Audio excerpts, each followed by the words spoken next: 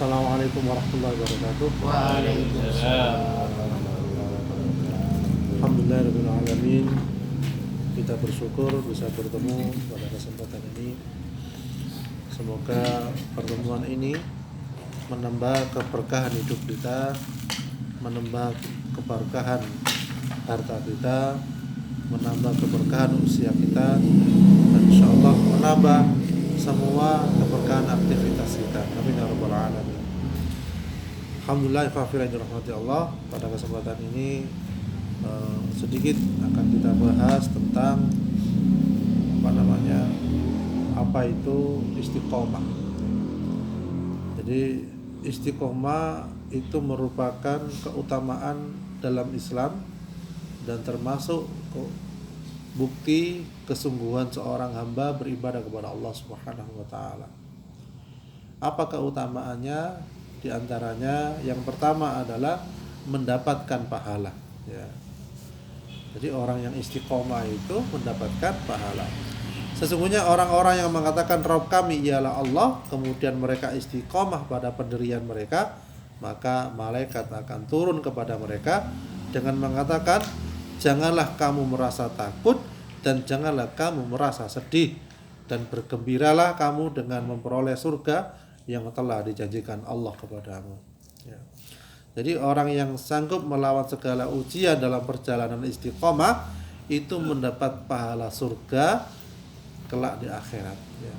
Hal ini tentunya bisa dijalani oleh orang yang bersungguh-sungguh dalam beribadah kepada Allah Subhanahu wa taala.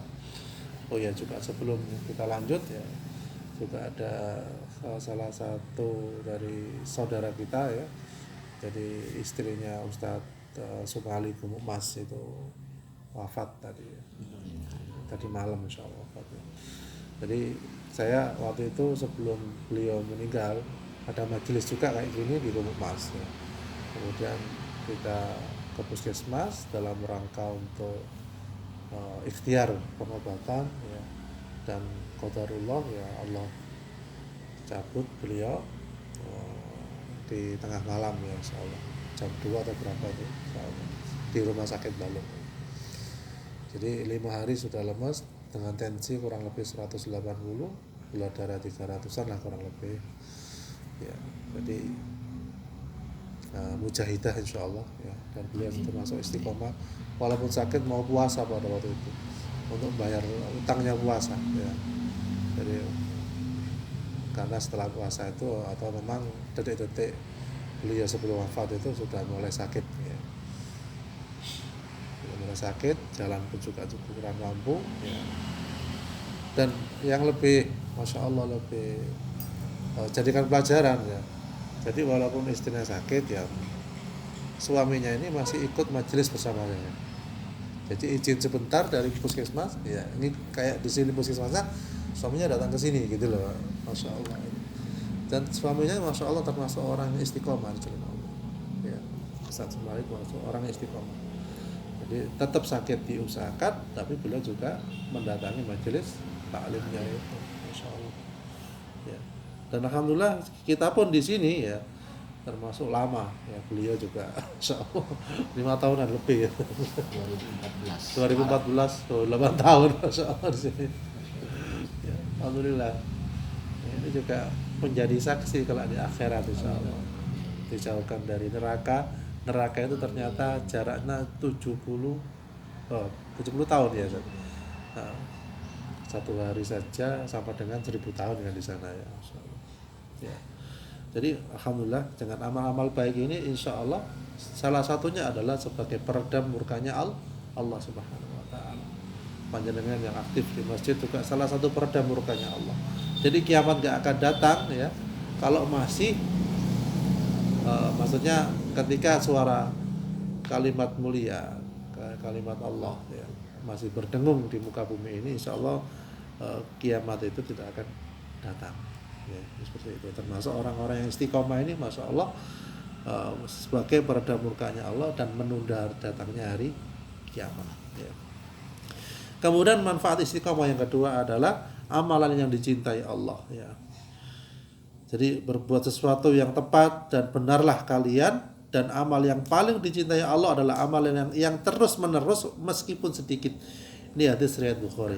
Jadi terus menerus walaupun sedikit. Ternyata manfaatnya besar. Insya Allah manfaatnya besar.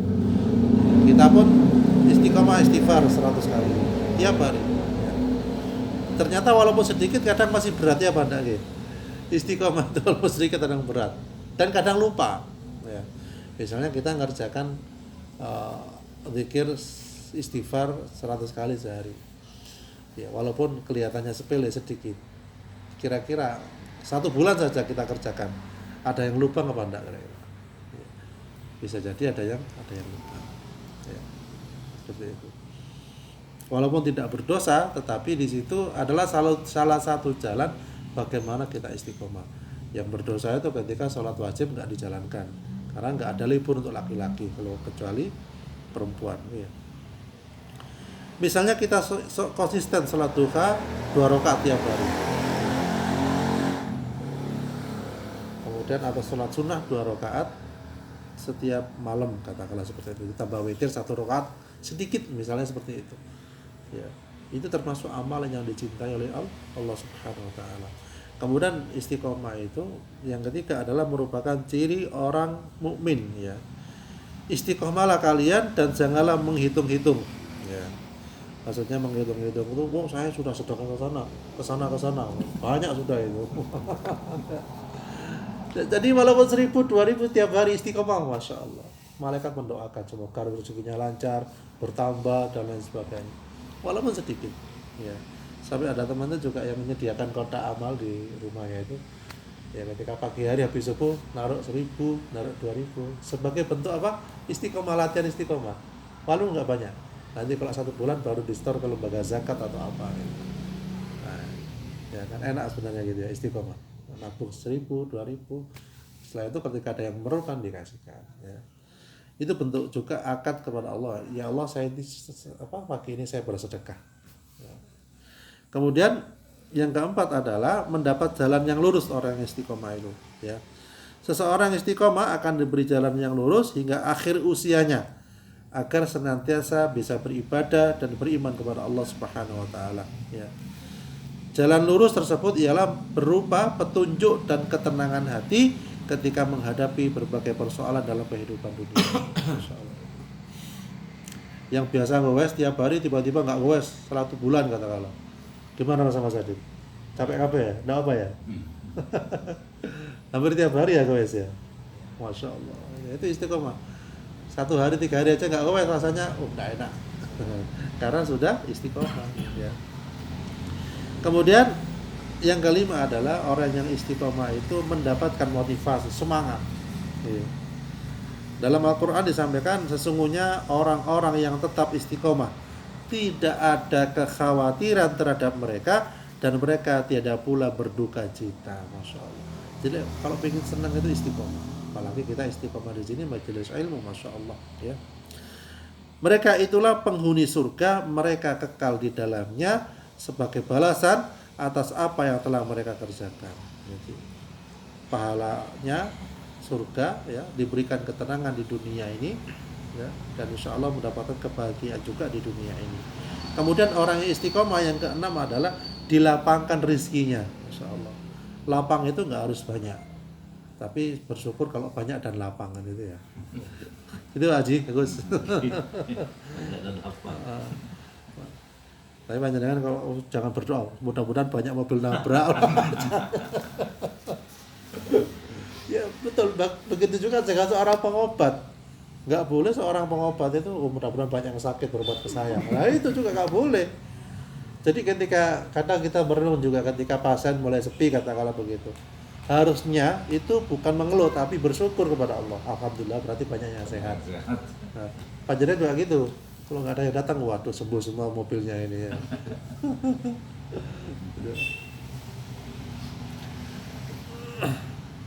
Jadi dilapangkan rizkinya ya.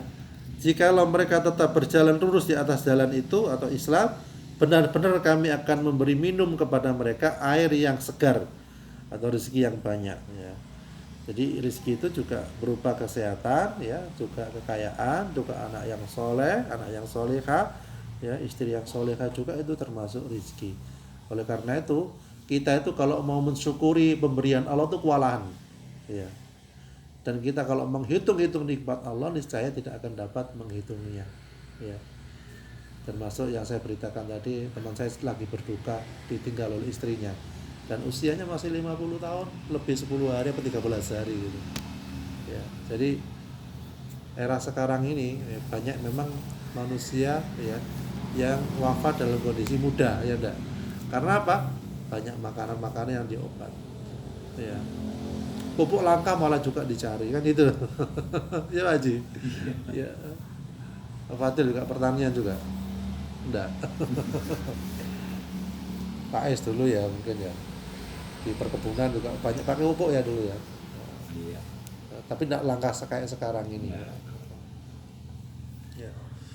Jadi semuanya serba dipupuk, penyakit pun juga banyak yang hinggap. Ya. Jadi saya juga tadi ketemu dengan dokter spesialis bedah saraf ya, dokter Didik waktu melayat tadi. Jadi beliau praktek di Kaliwates juga, kemudian praktek di sini Jatiroto, ya. Juga praktek di mana di Kalisat. Ya. Jadi beliau mengatakan juga ya sekarang itu orang sakit itu banyak yang akibat pola makan. Ya. Tadi ditunjukkan ada kue kayak donat itu juga ada nasi. Kata beliau ini sebenarnya sama-sama apa? Karbohidrat. Lo orang kita kan makan nasi ya, tambahin mie ya, kemudian kerupuk, dadar jagung, semuanya karbohidrat. Seperti itu. Ternyata memang yang paling dianjurkan itu adalah banyak makan sayuran. Ya, saya juga pernah bertemu dengan orang mana itu Jerman atau mana itu dia. Jadi sarapan paginya ngejus sayuran. Sayuran mentah jus diminum. Itu dia sarapan. Makan nasinya itu seminggu sekali, seminggu mungkin cuma sekali. Sangat jarang sekali. Lah sedangkan kita kan kebalikannya ya. Maksudnya buahnya kadang sayurannya sedikit, bahkan ada yang nggak mau sayuran. Ya. Sudah terbiasa dari kecil. Ya, seperti itu. Tetapi karena itu kadang dibawa sampai usia sudah sepuh. Sebenarnya masa-masa itu mungkin sampai umur 30 tahun atau 35 tahun. Setelah 40 tahun ke atas kebutuhan karbohidrat itu sudah mulai berkurang. Tapi karena sudah biasa makan karbohidrat, kalau tidak makan nasi, tidak terasa makan. Tidak terasa makan. Itu. Orang Indonesia itu. Gimana? Kelebihannya Indonesia, Masya Allah. Makanya ada orang bilang kalau orang Indonesia makan mesti berkeringat. Kalau kerja enggak berkeringat. Apa beringat? Ya, Masya Allah. Tapi jenengan sering berkeringat ya, berolahraga. Masya Allah. Ya itu bersyukurnya di situ ya. Yang kita makan keluar lewat keringat itu tadi ya. Ya, kembali lagi kafirah dirahmati Allah. Kemudian selanjutnya orang yang istiqomah itu yang beberapa tadi ketujuh ya, terpelihara kehormatannya ya.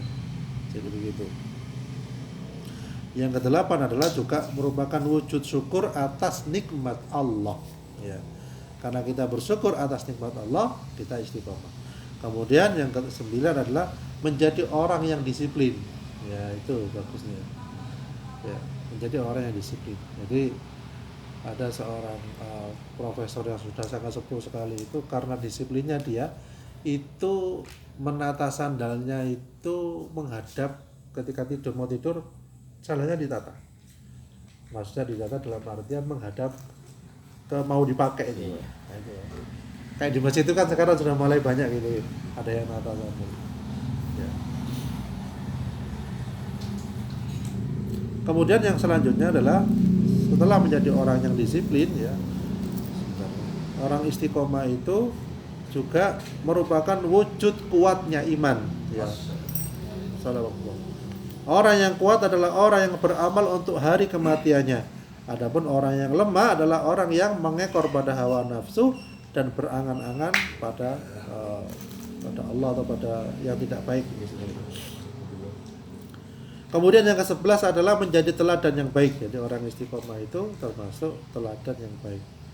Ya. Kemudian yang ke-12 adalah tanda diterimanya amalan. Ya. dan selanjutnya ya. Kemudian yang terakhir juga mencegah masuknya futur atau jenuh dalam beribadah kepada Allah ya. Jadi dalam sebuah hadis disampaikan setiap amal itu pasti ada masa semangatnya, dan setiap masa semangat itu pasti ada masa futurnya, dan barang siapa dalam kemalasannya masih dalam sunnah maka Nabi, maka dia berada dalam petunjuk. Jadi walaupun malas tapi dalam sunnah insya Allah mendapat petunjuk. Ya kan mungkin panjenengan belum pernah dengar ada sebuah makam yang waktu itu ada pelebaran masjid ya. Masjid kan biasanya sebelahnya ada makam ya. Itu dia kena pelebaran, makam itu diambil ya. Usianya kurang lebih 30 tahun yang lalu ya. Namanya Bu Marsina.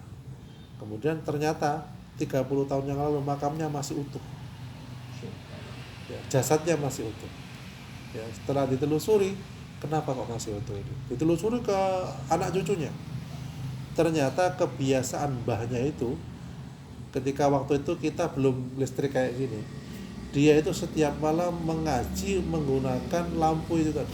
Hampir setiap malam ngaji. Oblik. Hampir setiap malam begitu, sampai tengah malam pun begitu.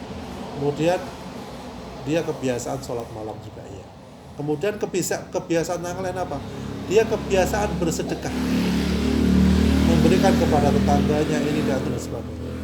Kemudian kebiasaan yang lainnya yang istimewa juga, dia biasa memaafkan kesalahan orang lain. Ya. Jadi sebelum tidur apa gitu, dimaafkan kesalahan orang lain. Dan itu dia teruskan sampai beliau wafat. Ya. Dan alhamdulillah Allah jaga jasadnya dan utuh. Kita pun mungkin pernah akhir-akhir ini pernah melihat ya tampilan seorang ustadzah atau punya itu ya, habis baca surat Yasin wafat ya enggak. Jadi beliau biasa mimpin Yasin. Jadi mic-nya masih gini. Sampai surat apa itu lupa ya. Jadi langsung Masya Allah.